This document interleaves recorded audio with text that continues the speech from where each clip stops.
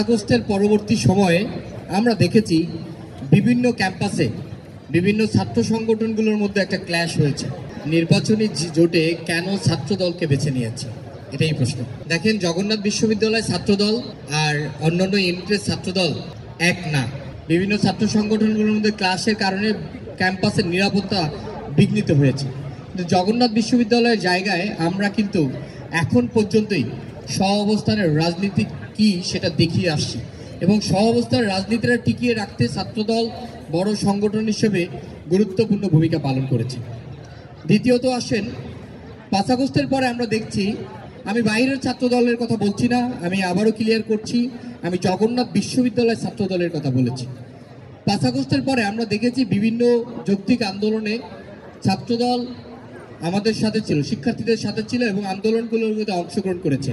আমি যদি একটা উদাহরণ হিসেবে বলি, আমাদের যে লং মার্চ টু যমুনা আন্দোলন, এই আন্দোলনে আপনারা লক্ষ্য করবেন আমাদের জগন্নাথ বিশ্ববিদ্যালয় ছাত্র দলের সদস্য সচিব আরিফিন ভাই যে অগ্রণী ভূমিকা পালন করেছে তা অতুলনীয়। তার যেই বলিষ্ঠ কণ্ঠ, তার যেই নেতৃত্বগুণ আমাদেরকে কিন্তু ওই আন্দোলনে সফলতা আনতে অনেক সাহায্য করেছে। বাংলাদেশের প্রথম ইমিউনিটি বুস্টার সমৃদ্ধ ফ্যান্টাস্টিক হ্যাপি এনার্জি বিস্কিট। যদি আমি তৃতীয় জায়গাটাতে আসতে চাই, জগন্নাথ বিশ্ববিদ্যালয়ের ছাত্রদল তাদের রাজনীতির বাহিরে, তাদের ছাত্র রাজনীতির বাহিরে তারা জগন্নাথ বিশ্ববিদ্যালয়কে প্রাধান্য দেয়। এখন প্রশ্ন হয় কেন প্রাধান্য দেয়, কিভাবে দেয়? দেখেন, ছাত্রদল চাইলে জগন্নাথ বিশ্ববিদ্যালয়ে একটা নিজস্ব প্যানেল দিতে পারত। তারা চাইলেই তাদের নিজের মধ্য থেকে প্রার্থী, বিপি প্রার্থী, আমাদের এই সাংস্কৃতিক পদপ্রার্থী যে ছিলেন ওই জায়গায়, আমাদের পরিবেশ বিষয়ক এবং আমাদের মানবাধিকার, এই জায়গাগুলো তারা চাইলেই তাদের নেতাকর্মীদের দিতে পারতো এবং বড় একটা পরিচিতি কিন্তু তাদের এই জায়গাতে, তাদের এই নেতাকর্মীদের হতো।